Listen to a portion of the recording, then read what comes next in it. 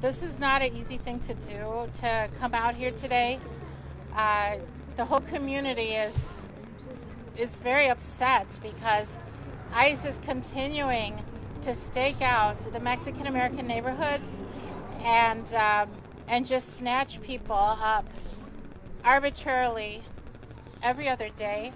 And this morning they were here in this Perry Trailer Park, which, as you can see, is 95% Mexican American families who live here. These are working class families who simply go to work and trying to do everything right. And they stopped a vehicle that happened to have two dads in it. One of them was Vicente. Another one was a couple of other dads as well. Their families are here too. And they simply took them. And one of them, Vicente, he's a mariachi that everybody loves, and he's performed all over Northeast Ohio, bringing joy to countless people.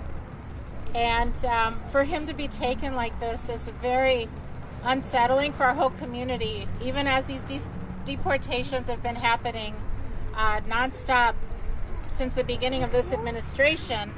It's really getting bad. And we felt the need to just stand up and say enough. Our members of Congress have got to do something to address the immigration issue. This is not the way you do immigration reform, by just taking out Mexican neighborhoods and profiling people and stopping them and hoping that they're not documented so you can pick them up and increase your quota and show that you're there spending your $8 billion budget that Congress has allocated to you. But why? Why are we taking these families and leaving these children without their fathers? You see this little boy here? He may not get to see his dad.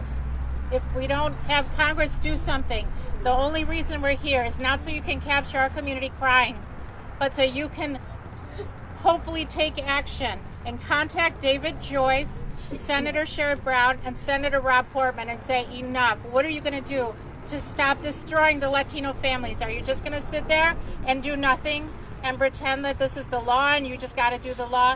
No, this is not the law. You are lawmakers, and your responsibility as lawmakers is to change, adjust the laws. That's what lawmakers are supposed to do every day. But you have sat by and watched our community get destroyed, family by family. And now it's time for action. We are demanding that they release Vicente from detention and reunite him with his family and stop surveilling our neighborhoods. Stop harassing our community. This is an outrage. And we're going to stand up, Ola, we're going to stand up and speak out. As hard as this is to do, we have to protect our families. Somebody has to take leadership here and raise awareness of this issue and hold our elected officials accountable. And that's what we're trying to do here today. I know today what we saw with what ICE did was that the violence towards our community is escalating. The anti-Mexican hatred, anti-immigrant hatred is now being manifested in so many different ways. When ICE stopped their vehicle today, they smashed out the window. They broke the window very aggressively. And that is so uncalled for. These are families, these are good people. It's not like these are Russian spies or something that they're supposed to be staking out and surveilling. Give me a break. These are people who work in the fields and the factories of our community. They're immigrants, working class immigrants. They do not deserve this treatment. And something has to be done about it. I do not want to see another family broken up in our community, like so many others. When you see the buses, the school buses pull up here this afternoon, you'll see 50, 60 children of Hispanic descent getting off the bus, trying to come home. And yet ICE, they're parking their vehicles and hovering around here, seeing who they can take next. And that is pure, flat-out discrimination and racism, and it has to stop. Does anybody else want to say anything? Do you want to say anything, Aaron, about your dad? Or no? Do you want to say anything? They need to stop separating families. It's unfair. It's unjust. It's not right that our families should be scared when they're waking up in the morning and going to work, trying to make a living for their family. I don't think that's right. We shouldn't live in fear like that anymore. And I think something needs to be done about it. And they need to stop separating families. My dad is an honest working man. He is so awesome. And they took him. They took my dad, my best friend. But we're gonna fight for him. And we're gonna stay strong, and we want him out, and we're gonna get him out, and the other people that they got too. It's not right that they're treating us like this. The detention centers are full right now with our family members, and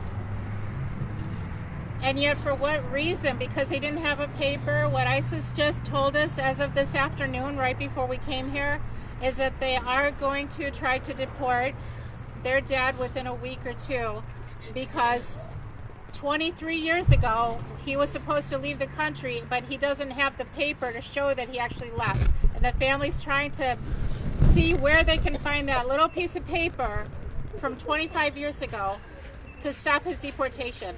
Can you imagine how brutal, the brutality of the system, of what little excuses they use to try to deport the members of our community?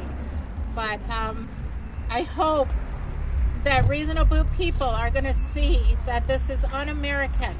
This is not the way we're supposed to do things in this country. And there's supposed to be compassion, mercy, and the laws are supposed to serve the people, not hurt the people. And our community is getting hurt right now. And our members of Congress, I'm so extremely disappointed beyond words at our congressperson, our senators, for doing absolutely nothing. Nothing. And we've been enduring this for years now. And they keep coming up with excuses. It's truly shameful. And but then again, look what's going on in our country. Look at where we're at today.